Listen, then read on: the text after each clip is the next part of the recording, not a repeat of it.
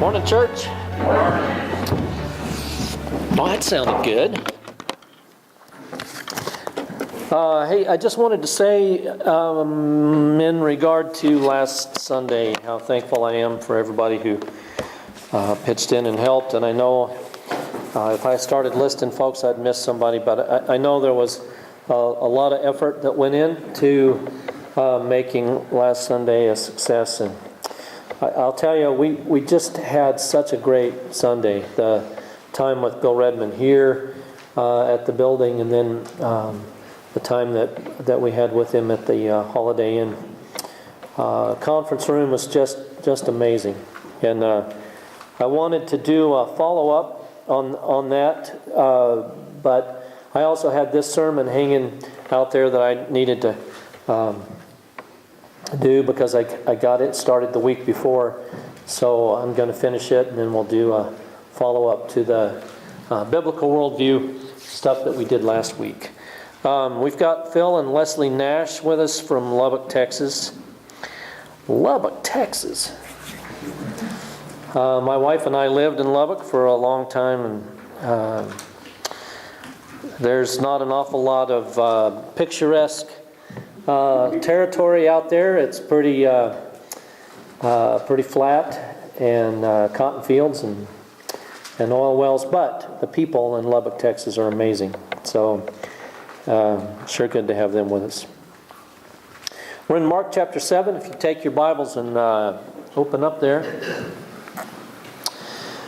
We got this started last week, and or the week before, and I just real quickly, I'm just going to touch on this slide because I already did it. But one of the things that is consistently going on when Jesus is teaching and interacting with people is this attempt to shift the paradigm, to change the way we think about things. Not just us, but specifically the people in his day. But it has a lot to do with what's going on in our lives in the 21st century. We talked a little bit about loopholes in that paradigm. I'm going to skip that. But I do want to stress that paradigm 2 on the slide there, that there's this significant divide that exists between God and man, and that God's way up there and man's way down here. And God's really not all that interested in what's going on in Dan Green's life or John Dennis's life. He's more interested maybe on a global scale, as to what's going on, but individually he's not really very connected. And there's a lot of that, I think, going on in the 21st century. This idea that we're flesh and God is spirit. And I hear quoted all the time, man's ways are not God's ways and God's ways are not man's ways. And as if that is a statement in the Old Testament to the way God intends for it to be. That's not a statement addressing the way God intends for it to be. That's a lamentation. That's saying it sure would be nice if man's ways were God's ways. It sure would be nice if God's ways were man's ways. If we could find some common ground there. But this idea that you are significantly different from God and that He exists way out there in the Andromeda someplace, and you're down here on this planet, and we're tiny and He's big, and so there's really not an awful lot of interest in us. He wrote a book and threw it down on the planet, and we need to read it and do it. And the psalmist would say in Psalm 8, we sing this song from time to time. O Lord, our Lord, what? How excellent is thy name. And then he goes on to say, what is man? When I consider the stars and the works of your hands, have you guys ever done that? Have you ever looked up at the stars? Caleb and I were walking last night late, took his dog Sammy on a little run around the neighborhood, and it was a very clear night, and we do this regularly. We just look up at the stars, and I'm amazed at how big this universe is. And it's easy, I think, for us to have the same mentality that the psalmist had when he said, "What is man that you're even mindful of him?" So, Jesus is going to fragment this paradigm that God's up here and man's down here. And God doesn't care really about what's going on in your personal life. Paradigm 3 is the one that says that sometimes God just doesn't like people and He picks on them and does kind of toys with them. That, by the way, is something we inherited from the Greeks.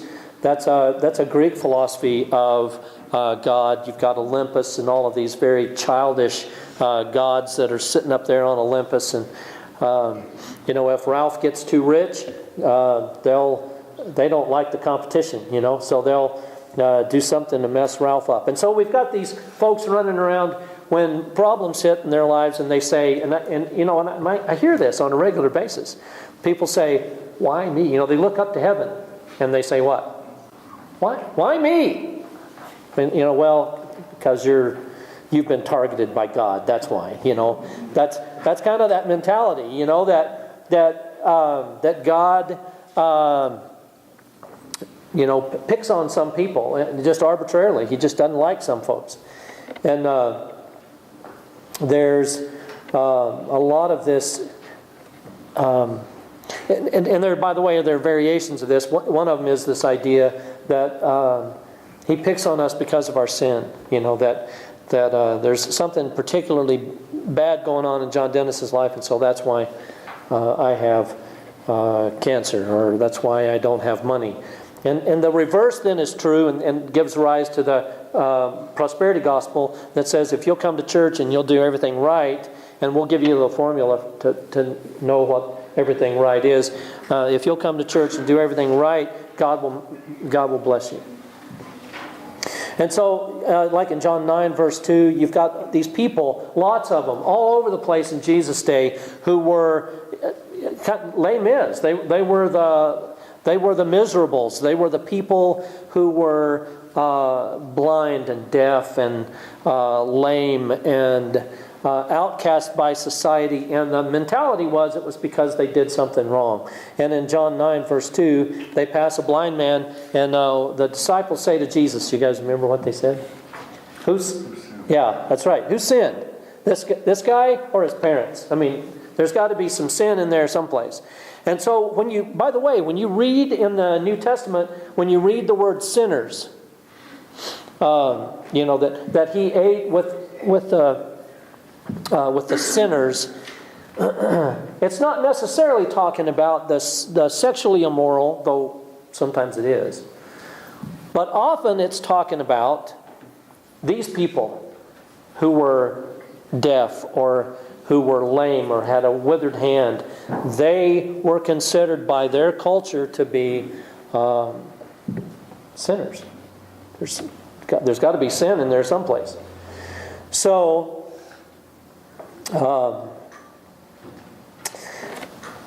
there's that. Last slide. Can you guys believe that? We're only 10 minutes into the sermon and we're on the last slide. And the whole church said, Amen. So in Mark chapter 7, I want you to read with me. By the way, when we read, I think when we Church of Christ folks read past the miracles, that's exactly what we do. We just kind of read past them. We've kind of adopted this way of thinking that miracles really don't happen in the 21st century. Now, I know that folks in the Black Hills Church don't necessarily agree with that philosophy, but I think I've been, understand I said I think I've been witness to several. But I think we kind of scurry past the miracles because we kind of have this mentality that God put all of that on the shelf at somewhere early on in the life of the church. And I think that's sad, because I think there's so much, and this miracle tells us an awful lot about who Jesus is, and consequently who God is.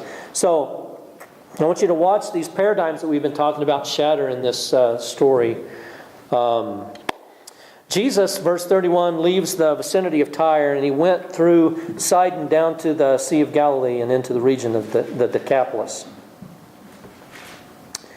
Decapolis is Greek for 10 cities. Deca, decade, and opolis.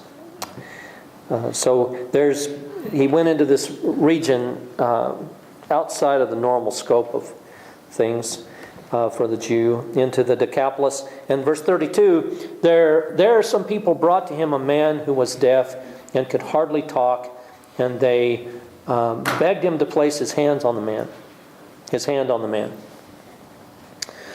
Now, I want you folks to try to feel compassion for this guy. I want you to feel what his life was like. Anytime you've ever been around someone... Now, by the way, it says here that he was deaf and he could hardly speak. So, anybody who's ever been around somebody who suffered from that malady, who was deaf, and when they tried to speak, what do they sound like? It's garbled, and it's difficult to understand. And so, in our culture, those people are referred to as deaf and dumb. Dumb being a comment on their intellect. Okay? It's a comment on their intellect because they sound like they're not very smart. And so we have a tendency, our culture has a tendency to hold these people at arm's distance because they're a little weird. So this guy was an outcast. The teenagers, grab any of the teenagers in this room and ask them what it feels like to be singled out and to be thought of as different. I mean, there's a lot of talk among the teens that we want to be our, we want to do our own thing, and we want to be our own self, and we want to be different. But past that discussion, there's an awful lot of emphasis that goes into trying to be like everybody else. We don't want to stand out. We don't want people to think we're weird or different. Is that still the way it works in high school, or has it changed since I was there? Because when I was there, if you didn't fit in, if you weren't, the same as everybody else, they laughed at you when you came by. This guy, this deaf mute, is a spectacle. He has been a spectacle all of his life. And by the way, another side note I want to just point out is this up here, the Harry Potter thing. We talked about this a few weeks ago, that when Jesus performs a miracle, there's no incantations, there's no... I love watching Hollywood. For instance, Caleb and I watched the X-Men. I can't remember. First Class, I think, is the name of the movie. This is not an endorsement, by the way, of the movie. It was not really very good. But what I think is so cool is every time one of the X-Men are going to do something, they're the next stage of human evolution, by the way. So they've got a lot of superpowers that I don't have. They can move stuff with their brain, and so if they're going to move something with their brains, what's really cool to me is that they always do this. What is that? This. They don't really have to do that. They could just go. But they, there's this big thing that they do with their hands. Or remember Yoda, raising the ship out of the lake. They all do this. I don't know what that is, and then of course Harry Potter, he's always got his little thing he has to say, and then he has to wiggle his wand a certain way, and then stuff happens. But with Jesus, He heals people from a distance sometimes. There's no incantation. There's no, waving of the magic wand or waving of His hands. He just does it. He's in a boat, and the boat's about to go down because a huge storm is on the lake, and He stands up and He says, "Shut up, be quiet." And it just, there's no, it doesn't say anything about Him waving His hand. It just says He stands up and rebukes the waves and the wind, and it just all just kind of gets calm. Heals Jairus' daughter from a distance. Why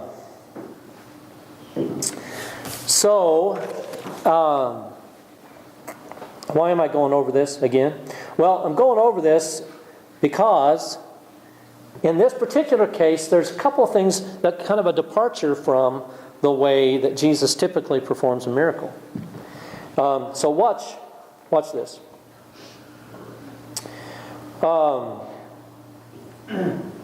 They bring this deaf mute to Jesus, and they beg Him to place His hand on the man. And so the first thing that Jesus does is He takes him aside, away from the crowd. Why is that? Why do you think He takes this guy away from the crowd? The answer, I believe, what? Not doing it for the crowd. That's right. He's not doing it for the crowd.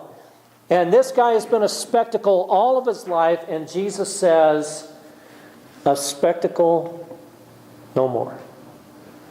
I'm going to do something about this." So He takes him aside, away from the crowd, and I know this is kind of gross, but just take it on face value. Jesus puts His fingers into the man's ears. Then He spit and touched the man's tongue. And you say, well, that's just kind of gross, right? Well, so what is going on here? This is a departure from the way Jesus usually heals. Typically there's no special words that are said, and there's no incantations or movement of the hands or nothing. And now all of a sudden he's doing some things that seem to be a departure from the way Jesus usually heals. What's going on? What's going on is sign language. He's communicating with this guy in a way that the guy can understand. Now I'm not sure that I understand completely the spitting and touching his tongue. Other than Jesus is saying, in the only language that would go through to this guy, I'm going to deal with your problem. He is identifying with this guy. He is taking his malady on Himself.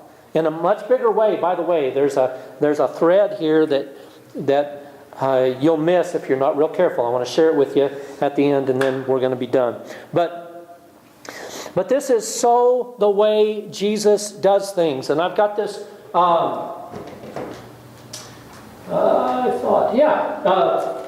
Jesus interacts differently with each individual. When He heals a leper, by the way, what does He do?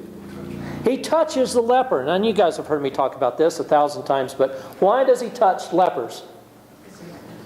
Because all of their life, from the time that they were diagnosed as a leper, they've been running around anytime they were within eyesight of human beings, screaming, "Unclean, unclean." Nobody touched the leper. There was no hug. There was no handshake. There was no, I've had several hugs this morning and several handshakes, and it just feels kind of good, to have that touch, that interaction. The leper doesn't have that. And so when Jesus healed lepers, every time He healed a leper, He reached out and touched the guy. He doesn't always reach out and touch people that He heals. When Lazarus, in John 11, when Lazarus died, Martha and Mary both say the exact same thing to Jesus. Now, you guys go look at this. Martha and Mary both say the exact same thing about Lazarus and his death. Martha, Jesus rebukes. Mary, Jesus weeps with. Why is that? I don't know why that is, except to say that Jesus knew what Martha needed and Jesus knew what Mary needed. He is evaporating this idea that God is way up there and unattached to us individually. He is trying to communicate the idea that He knows Jen. He knows everything about her. He knows what she needs. He is intimately involved. I have actually heard preachers preach sermons and teach classes that say that God's concerned about the human race, but He's not concerned about the individual. I'm here to tell you, you don't have to be much more than an occasional student of the life of Jesus for that to evaporate completely. In the beginning was the Word, and the Word was with God, and the Word was God, and all things came to being through Him, and apart from Him nothing came into being that has come into being. Big God, huge power. And in the 14 of John chapter 1, He became flesh. And I love this statement. It says, in the original language, it says that He tabernacled with us. It's a way of saying He pitched His tent with us. Or to put it in a more 21st century vernacular, He moved His mobile home into... He moved His RV into our campground. What's being said there? He came to identify with you, and He came to identify with me.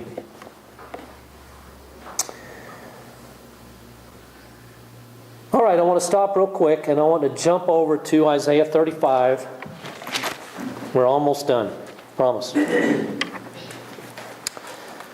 Isaiah 35. And I want you to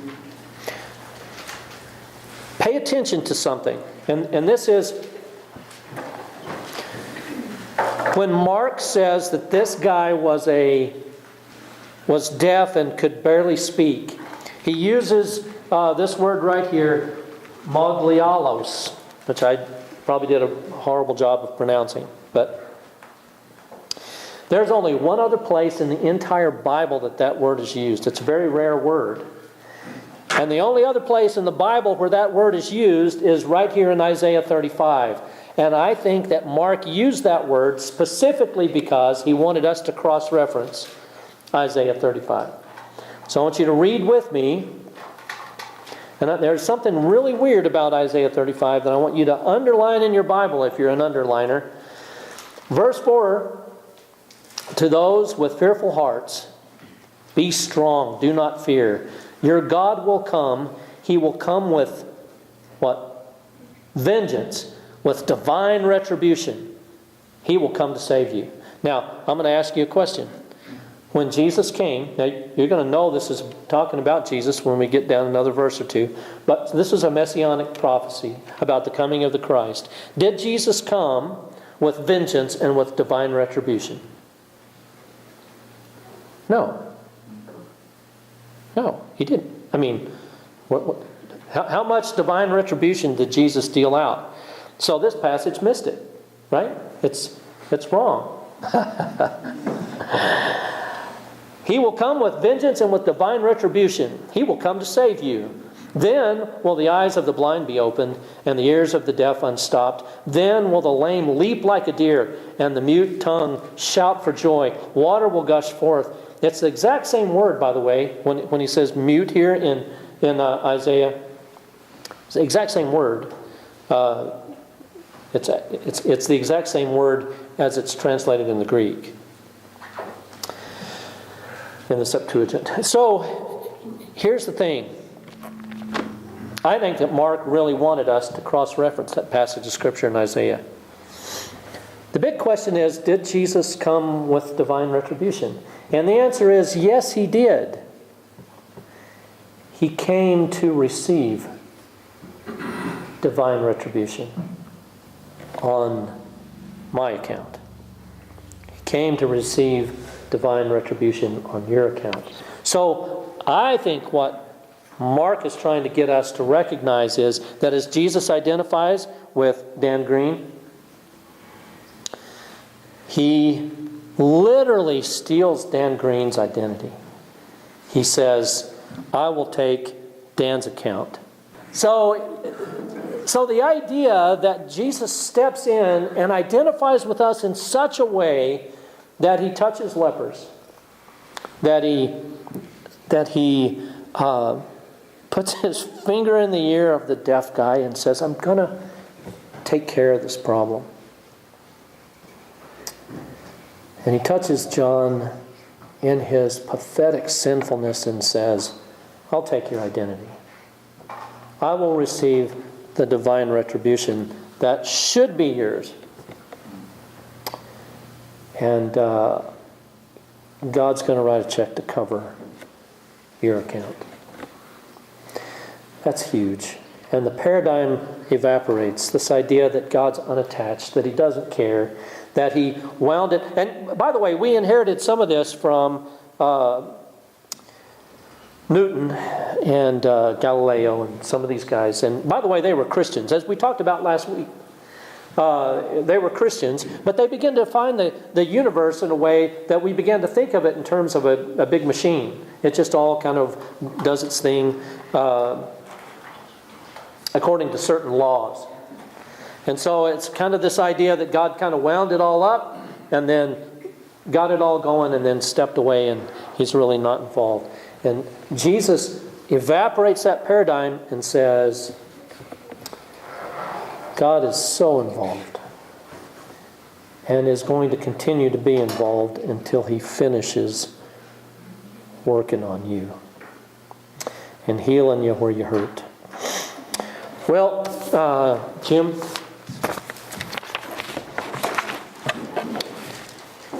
come lead us in the invitation song, will you?